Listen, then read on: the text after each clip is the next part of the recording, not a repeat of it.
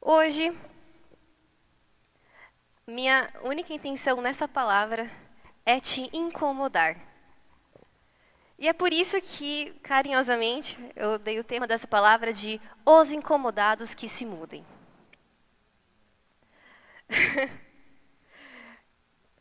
A primeira vez, claro, quando eu tinha uma percepção dessa frase, os incomodados que se mudem, durante muito, muito tempo.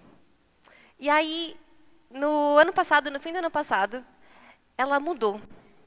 Eu estava num curso, era um curso de 6 dias, no lugar que eu não conhecia ninguém, que ninguém me conhecia, um monte de gente diferente, que eu não sabia que elas gostavam ou não, pessoas de raças diferentes, de identidade, de gênero diferente, sabe? Pessoas nada a ver comigo, fora da minha bolha. E eu não sei se já lembra da escola, se você está estudando. Primeiro dia de aula, aquela coisa esquisita, né? Todo mundo fica assim, meio acuado. Tem uns que querem falar mais, levanta a mão, faz pergunta. E aí, durante aqueles 6 dias, a gente começou a perceber a sala, né? Começou a perceber os movimentos das pessoas, né? Uma mais quietinha, eu, no caso, era mais quietinha. Umas mais quietinhas, outras mais falantes. E tinha umas que eram meio encardidas, sabe? Que você sabia que ela queria aparecer, você sabia que ela queria chamar atenção, porque toda hora levantava aquela bendita mão para fazer uma pergunta, atrapalhando toda a lógica do professor, sabe? Aquela lógica, quebrava no meio, e umas coisas assim, ó, nada a ver com nada. E teve uma vez que uma dessas pessoas levantou a mão, e o professor falou, desculpa, agora eu não posso responder, deixa eu terminar o raciocínio, depois eu te dou a palavra. E o cara deu a louca. Mas como assim? Eu tô pagando aqui caro esse curso. Você tem que me ouvir, tem que estudar. Gente, de verdade, ele deu a louca. Assim, a gente ficou, meu Deus, que é isso? E aí o professor simplesmente virou para ele com muita classe e falou: os incomodados que se mudem. O cara perdeu até a linha, né? Ele ficou com aquela cara de pastel. A gente ficou, vixi, vixi. E o professor, com muita classe, falou assim: olha, se você não gosta da forma como eu dou a aula, você que tem que mudar, não sou eu. Se você não gosta da didática, se você não gosta da forma como eu te respondo, se você tem uma expectativa sobre mim que eu não estou conseguindo suprir, é você que tem que mudar. Eu não sou obrigado. E aí, gente, confesso que eu saí de lá pensando muito nisso. Fiquei, gente, mas tem um fundo de verdade nisso aí. E é por isso que eu acho que esse tema de hoje é muito legal. Porque não importa o que eu falei para você hoje, se você ficar incomodado, os incomodados que se mudem. Hoje eu estou tranquila, hoje eu estou em carta branca. Então, para começar, eu quero te fazer uma pergunta. Porque quando eu saí daquelas aulas, daqueles 6 dias, eu percebi uma coisa, tinha muita coisa que estava me incomodando na minha vida. Nas áreas, né, profissional, sentimental, familiar, tinha muitas coisas me incomodando. E a principal, tá, que hoje eu vou falar com vocês, a principal eram os meus relacionamentos. E todos os tipos de relacionamento, né, familiar, conjugal, amizades, enfim, profissional. Tinha algumas coisas me incomodando. E aí eu parei para pensar, cara, tem uma chave aí que eu tenho que virar. Então, para começar hoje, eu quero te fazer uma pergunta. Por que você acha que relacionamentos são tão difíceis? E eu fiz essa pergunta hoje também nas minhas redes sociais. E talvez você pensou numa resposta que algumas pessoas também pensaram, e eu selecionei algumas respostas para poder compartilhar aqui com vocês. Então, algumas pessoas lá que me seguem, meus amigos, responderam. São difíceis porque nem sempre conseguem entender o ponto de vista do outro. São difíceis porque os pensamentos são diferentes. São difíceis porque você tem que permitir se conhecer e ser conhecido. São difíceis porque achamos que nossas verdades e opiniões são mais corretas, porque as pessoas são inconstantes. Tem gente que falou que é difícil por conta da falta de comunicação, por causa do egoísmo, e não sei o que lá. Foi muita resposta. E claro, cada uma tem um valor, gente. Não estou falando que elas estão erradas. Cada uma tem um valor. Mas eu quero ir um pouco mais profundo nessa resposta.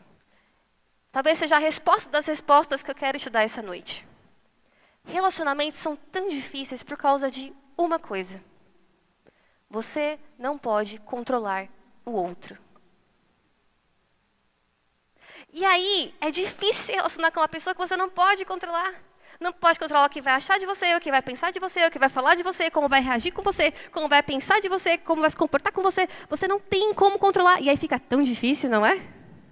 Porque às vezes a gente quer pôr naquela caixinha, e eu queria tanto que fosse assim, queria tanto que aquela pessoa pensasse assim de mim, eu queria tanto que minha mulher na TPM agisse daquela maneira, ou queria tanto que meu marido ouvisse as 50 milhões de palavras que eu falo numa discussão, eu queria tanto que os meus filhos fossem do jeito que eu pensei, que imaginei, ou queria tanto que os meus pais parassem de falar só um pouquinho na minha orelha. A gente quer tanto, mas a verdade é que a gente não controla ninguém. Coisas que não têm o controle. Eu não tenho controle sobre as ações dos outros. Eu não tenho controle sobre as palavras dos outros. Não tenho controle sobre os sentimentos dos outros. E nem do esforço dos outros. Você não tem controle sobre nada disso. E aí é difícil realmente manter relacionamentos. Pensando que relacionamentos é quando você constrói, quando você está fazendo aquela manutenção dos anos, ou quando você tem que recomeçar alguma coisa, fica difícil, porque você realmente não tem o controle. Da mesma forma que o outro também não controla você. É uma moeda assim, de mão dupla. E essa menininha é tão bonitinha, né? E aí eu quero te dar essa frase que eu queria que você lesse comigo, que eu acho que é o que resume realmente tudo isso. Quando eu tento controlar o outro, eu só mostro minha incapacidade de controlar a mim mesmo. É um reflexo, porque ao mesmo tempo que eu quero controlar o outro, está mostrando que eu quero pôr no outro a minha visão de mundo. Eu quero pôr no outro o jeito que eu penso que tem que ser. Eu quero colocar sobre o outro as minhas expectativas. Então, eu não consigo nem me controlar. E aí eu jogo no outro, projeto no outro, coisas que eu gostaria que fossem do jeito da minha realidade. Como dizem provérbios, né? Deus dá vida para cada um, cuidar da... Deus dá a vida para cada um, cuidar da sua, gente. Você cuida da sua, você controla a sua, e o outro cuida da dele, controla da dele. Nós não damos conta de querer controlar o outro. Não fomos feitos para isso. Se Deus, que é todo-poderoso, criou os céus e a terra, Ele é o começo, o meio e o fim, Ele é eterno para sempre, não te controla, não temos o direito de querer controlar as pessoas também à nossa volta. Não damos conta de fazer isso, é loucura, é insanidade. Você pode, no seu livre-arbítrio, falar: Deus, eu quero que o Senhor controle a minha vida. Mas se você decidir pecar hoje, Ele não vai impedir, a decisão é sempre sua. É você que controla. Por mais que você tenha entregado nas mãos dele. Você pode educar o seu filho por 15 anos, do jeito que você puder, da melhor forma possível. Nada garante que no dia seguinte ele vai fazer exatamente como você quer, você não tem um controle. E ao mesmo tempo que isso, para algumas pessoas, dá uma tristeza, para outras dá um alívio. Nossa, é uma liberdade saber que você não tem que controlar o outro. Claro, você não tem que controlar o outro. Então, o que eu tenho que controlar? Você tem que controlar você. E é o que a Bíblia chama de domínio próprio. Eu quero ler com você essa próxima tela. Coisas que eu tenho controle. As minhas ações, as minhas palavras, os meus sentimentos, o meu esforço. É sobre isso que você tem um controle. O outro não pode controlar isso em você, mas você pode fazer isso por você. Eu quero ler um versículo que está em Mateus 7. Ele vai do 1 ao 5. Não julguem, para que vocês não sejam julgados. Pois da mesma forma que julgarem, vocês serão julgados. E a medida que usarem, também será usada para medir vocês. Por que você repara no cisco que está no olho do seu irmão e não se dá conta da viga que está no seu próprio olho? Como você pode dizer ao seu irmão: deixe-me tirar o cisco do seu olho, quando há uma viga no seu? Hipócrita, tire primeiro a viga que está no seu olho, e então verá claramente para tirar o cisco do olho do seu irmão. Quando eu tive esse entendimento, eu de verdade, no começo, eu fiquei pensando: mas Deus, é estranho isso, né? Porque tem coisas que eu não concordo, tem coisas que eu sei que são injustas. Ué, tem tanta coisa, né, que a norma, que a Bíblia, mas no fim das contas, a gente não pode controlar. A gente controla a maneira como a gente sente aquilo. A gente controla primeiro como a gente pode mudar a nossa realidade interna para então depois tentar influenciar o que está fora. Primeiro ver a trave que está na gente, para depois ver o cisco que está no outro. Se você anda muito incomodado com as pessoas à sua volta, agora você já sabe, quem tem que mudar é você. Repete comigo, os incomodados que se mudem. E eu realmente espero que essa palavra te incomode hoje. Te incomode ao ponto de você começar a perceber que tem lugares na sua vida que você está que não estão te fazendo melhor, não estão te fazendo bem, não estão te despertando para ser alguém melhor. Podem ser ambientes, podem ser comportamentos, podem ser as suas capacidades, coisas que você faz ou que você não faz, e aquilo te incomoda. Podem ser valores, crenças, talvez agora, nesse momento, você tem que mesmo que rever. Ou tem que realmente fortalecer. Mas tudo começa dentro de você, que é o lugar que você pode controlar. Olha, vou falar uma coisa que não estava no script, tá bom? Deus, isso vai ser um meme, eu acho, na internet, mas enfim. Vocês estão vendo uma pessoa que é muito controladora com ela mesma, tá? Eu não controlo ninguém à minha volta. Em compensação, eu me controlo de uma maneira absurda. E eu percebi esse ano que em momentos, tá, em semanas, em dias, que eu estou muito, muito nervosa, que realmente não estou dando conta de controlar o meu ambiente, eu tenho prisão de ventre. Eu não consigo controlar o que está fora, mas eu controlo o que está dentro, de forma excessiva e compulsiva, ao ponto de eu não conseguir ir no banheiro. Gente, parece meio doentio, mas é que eu sou tipo... Eu sou 880. Mas eu quero que você entenda que quando eu percebi isso, eu disse, caramba, Larissa, respira, calma. Porque eu percebi que era a minha reação, né, instintiva de querer dar conta do que está acontecendo aqui fora. Eu por dentro, tentar me controlar de maneira absurda. A gente pode cortar isso, tá bom? Para ninguém ver. Ninguém tem que saber desses meus problemas. Mas siga a vida, vamos lá. Lari, então você está querendo dizer que eu tenho que me conformar com as coisas? Eu tenho que me conformar de como o mundo é? Eu tenho que parar de dar conselhos? Eu tenho que parar de me importar com as pessoas? Não. Não confunda. Uma coisa é uma coisa. Outra coisa é outra coisa. Eu quero ler com vocês Romanos 12:2, o clássico. Não se amoldem ao padrão deste mundo, mas transformem-se pela renovação da sua mente, para que sejam capazes de experimentar e comprovar a boa, agradável e perfeita vontade de Deus. Esse versículo não está falando que o mundo vai mudar se você transformar a sua mente. Mas está falando que você não pode se encaixar, se conformar com aquela forma, mas você tem que todo dia se transformar. Você tem que se transformar. Se o mundo se transformar por causa disso depois, bom. Você também não muda nada? Bom também, não está no teu controle. O que está no seu controle é você renovar a sua mente. Para você poder experimentar e poder comprovar a boa, perfeita e agradável vontade de Deus. Eu lembrei de uma vez que, a última que eu fui para Israel, com o pessoal aqui da igreja, e aí a gente foi numa sinagoga messiânica, né, uma sinagoga onde judeus acreditam em Jesus Cristo, né, ortodoxa. E estava naquela sinagoga e eu vou chamar de pastor, tá? E o pastor estava lá explicando pra gente as coisas, nananana. E aí teve uma hora que ele falou, sabe, aqui, né, a gente não pode falar da nossa fé para as pessoas. Porque tem muita religião misturada nesse lugar, né? nesse ambiente que a gente está como igreja, né? Como sinagoga. Tem cristão, tem católico, tem judeu ortodoxo, messiânico, tem gente que não acredita em nada, que acredita em tudo. É uma mistura. Então, eles não podem falar da religião. E aí crentes fervorosos, como eu acredito, que acreditam muito em evangelismo, né? Que a gente faz aqui na igreja, devem ter pensado como eu. Mas como será que eles então evangelizam? Mas como será então que as coisas funcionam, né? Como Jesus vai se revelar para as pessoas se eles não falam de Jesus para ninguém? E eu acho que Jesus soprou no ouvido daquele pastor, né, nossas perguntas, porque ele falou, sabe a maneira como as pessoas se convertem e conhecem a Jesus? Pelo nosso testemunho de vida. O que a gente testemunha na nossa vida é tão impactante que não temos que falar as pessoas provam, experimentam, porque nós vivemos uma vida com Jesus.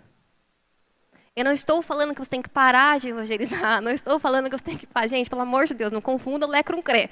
Eu estou falando que se algo te incomoda, trabalhe primeiro em você. E trabalhe tanto ao ponto de ser semelhante a Cristo. Porque quando você for semelhante a Cristo, as pessoas à sua volta vão falar, o que essa pessoa tem? Eu estou incomodado porque essa pessoa é tão diferente, o que ela tem?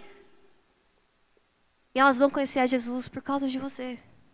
Porque você vai mostrar isso. Não é por força, não é por violência. É o convencimento do próprio Espírito Santo.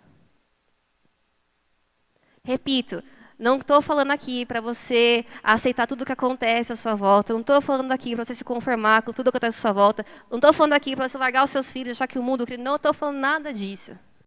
Eu estou falando que você não tem um controle. Mas tem que fazer a sua parte. Você, quando algo te incomodar, não julga o outro, não aponta o outro, não culpa o outro. Olha para você primeiro. Vai entender por que aquilo mexeu tanto com você. Para depois ir poder ajudar o outro e trazer resoluções para aqueles conflitos com outra pessoa. As maiores perguntas que eu recebo das pessoas estão ligadas a relacionamentos. A gente nasceu para se relacionar e, ao mesmo tempo, a gente não sabe fazer isso tão bem quanto deveria. Não tem um manual, né, de instrução. Se tivesse, olha, esse aqui é o passo a passo, gente. Vamos tirar nota 10, tá bom? Sigam e tirem nota 10. Não tem, a gente tem que aprender. E eu vejo esses conflitos como maneiras de a gente aprender também a lidar com as pessoas, a lidar com a gente também. Eu vejo Deus trabalhando, às vezes Deus coloca umas pessoas do seu lado meio encardida, mas é de propósito. É para você ser incomodado de verdade e ser lapidado. Porque se como Jesus, gente, não é fácil. Vai receber cuspida na cara e ficar quietinho? Vai receber chicoteada e não fazer nada?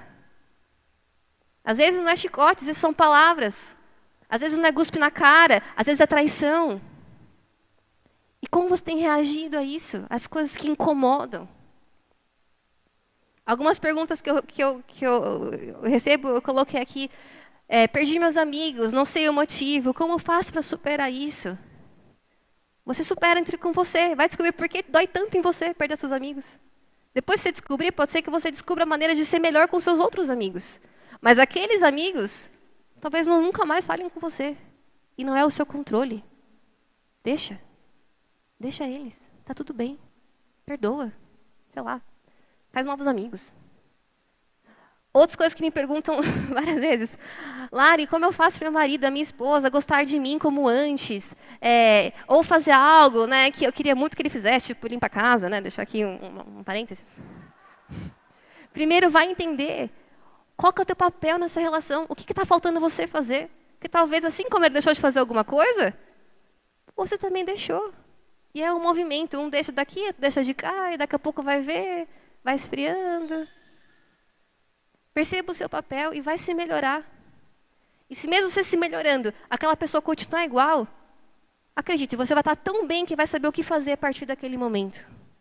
Eu trouxe aqui 3 sinais, tá, que eu identifico em pessoas que estão tentando controlar muito os outros e não estão conseguindo controlar a si mesmo.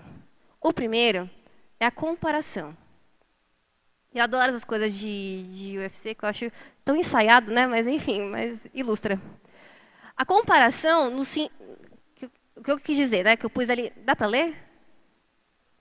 Eu pus entre parênteses, rejeição, inveja, fofoca, julgamento, porque a comparação, ela nunca vem sozinha, né? Ela sempre traz algumas coisas juntos. Ou você se sente inferior àquela pessoa, ou superior, ou você julga, entendeu? Então, eu pus coisas entre parênteses. Então, coloquei rejeição, inveja, fofoca, julgamento. E aí eu trouxe um exemplo de José, que eu acho que é clássico, né? José era o filho mais novo. Ele era o filho da mulher que Jacó amava. Que ficou quantos anos, gente? Muitos anos, né? 14 anos. Trabalhando para ter aquela mulher. Devia ser maravilhosa, né? Devia ser diva, cheirosa.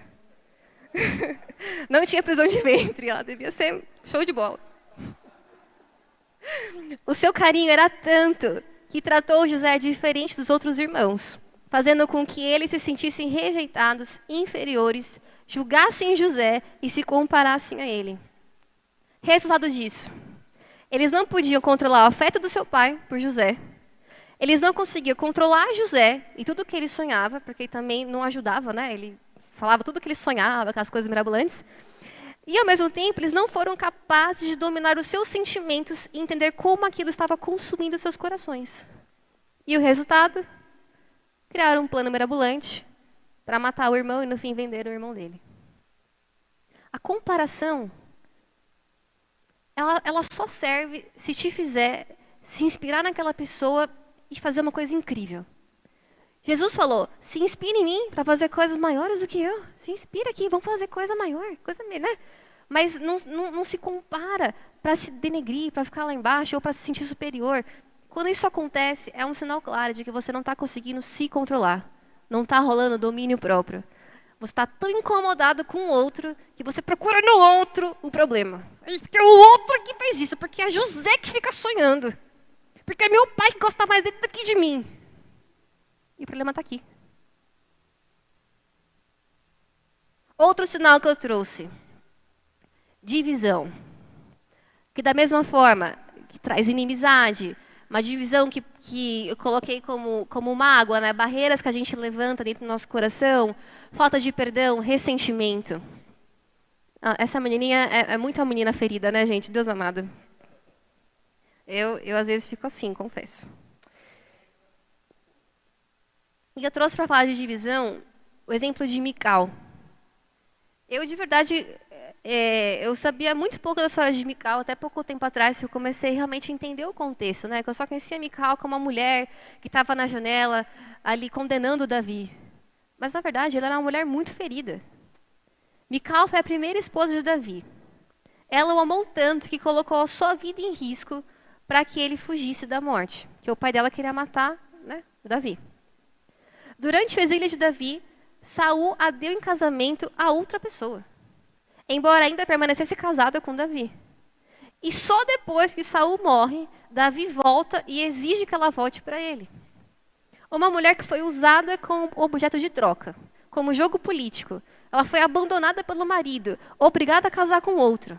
Talvez ela esperou que Davi a resgatasse rapidamente, o que não aconteceu. Uma mulher que ficou tão magoada e ressentida que levantou uma barreira em seu coração pelo homem que tanto amou. E no momento mais importante de sua vida, ela julgou o seu marido e atraiu sobre si uma maldição. Quantas coisas, quantas mágoas, ressentimentos, falta de perdão a gente não está carregando. E basta acontecer uma coisinha assim para tudo aquilo vir à tona e trazer maldição sobre a nossa vida. Às vezes a gente não recorda. Às vezes a gente recorda até demais. A gente remoe aquilo todo dia dentro da gente. Cuidado, viu? Tem gente que fica doente por causa disso. Ficar remoendo doente. Coisa ruim, pelo amor de Deus. Se já tiver hoje, já libera. Né? Libera essas coisas ruins. Mas fica segurando. E aquilo vai trazendo divisão no seu coração. Às vezes você não confia em pessoas porque alguém lá atrás te magoou. Às vezes você não consegue partir para um novo relacionamento porque tem ressentimento, tem mágoa.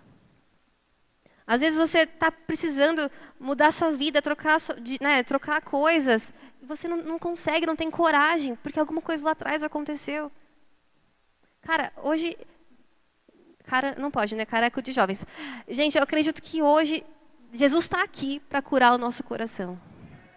Eu creio que se Mical tivesse percebido, sabe, que não era Davi o problema.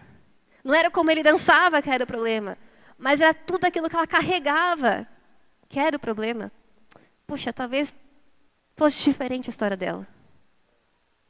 Não ter filho naquela época era uma vergonha. E ela ficou com essa marca, né? Conhecia Mical por conta disso, mas não conhecia todas essas coisas ruins que aconteceram com ela antes. E eu fico com muita compaixão, porque assim como Mical, existem pessoas vivendo as mesmas prisões. Mas hoje você veio no lugar certo. Se é você que está na sua casa, ou se é você que está aqui, você veio para o lugar certo. Hoje é uma noite de cura. E o terceiro sinal que eu quero trazer para vocês aqui hoje é a discórdia. A discórdia que também traz consequências como briga, como discussão e morte. Eu trouxe para ilustrar a história de Caim. Ele não suportou ouvir a comparação que Deus tinha feito entre ele e seu irmão. Ele não conseguia controlar o seu irmão. E também era incapaz de controlar a inveja dentro do seu coração. Resultado, ele matou o irmão dele.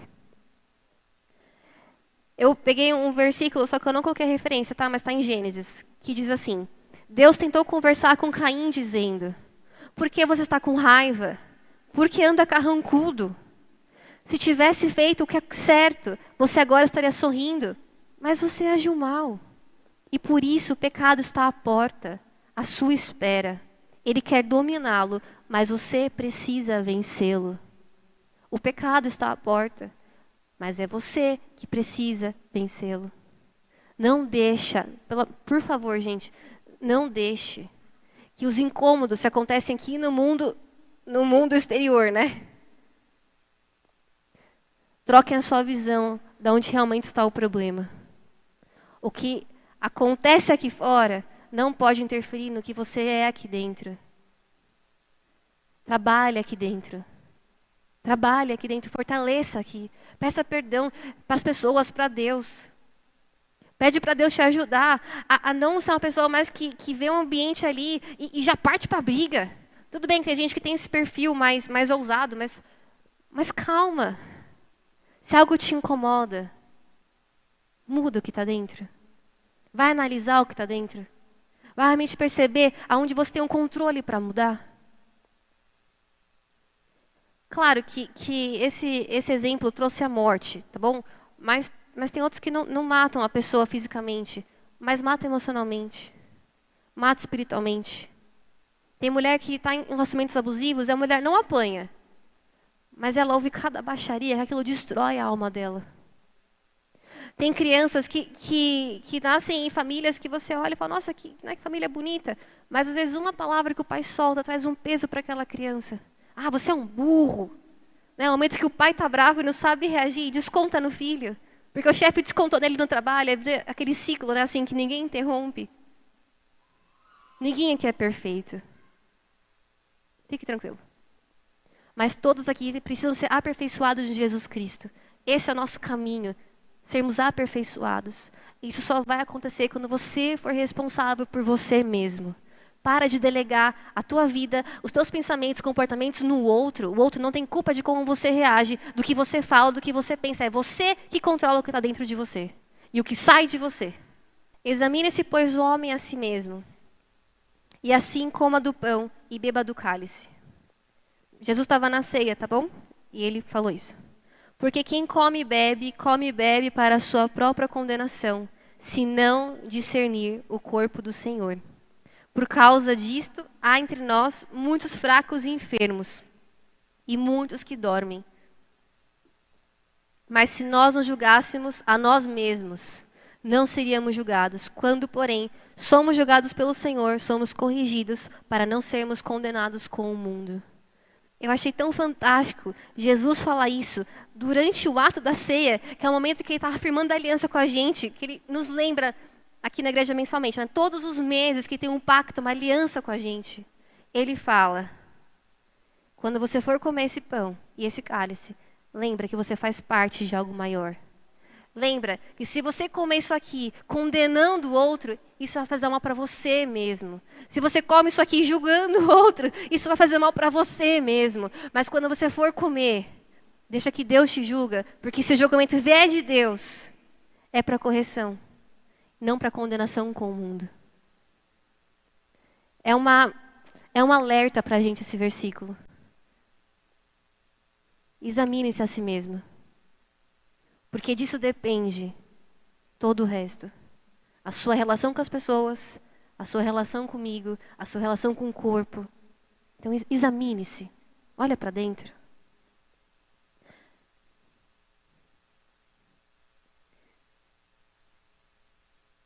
Meu desejo essa noite é que você tenha pegado, sabe, a essência dessa palavra. E que agora, quando você sair daqui e alguém começar a te irritar, você pense, essa pessoa está me irritando. Por que será que ela me irrita tanto? Nossa, essa pessoa me deixou triste. Por que será que eu fiquei triste? Você começa a olhar para dentro e questionar os seus sentimentos, os seus pensamentos, porque isso é controle seu. E aí você vai perceber que todo esse incômodo vai gerar uma mudança. E aí é maravilhoso, porque é aí que você fala, Espírito Santo, agora me ajuda, como eu posso mudar essa minha realidade? Estou tão incomodado, entendi de onde veio o incômodo, agora eu preciso mudar, me ajuda. Eu quero que só os corajosos respondam essa última tela que eu trouxe para você. Quantos incomodados estão prontos para uma mudança hoje? Ah, gente, olha esse menininho, vai, vamos ser mais animados. Quantos incomodados estão prontos para uma mudança hoje? Então, eu realmente te convido a colocar isso em prática. E quando você se sentir incomodado com algo, que você lembre da minha voz na sua cabeça falando, por que estou tão incomodado hoje? Examine-se a si mesmo. Te convido a fechar os seus olhos.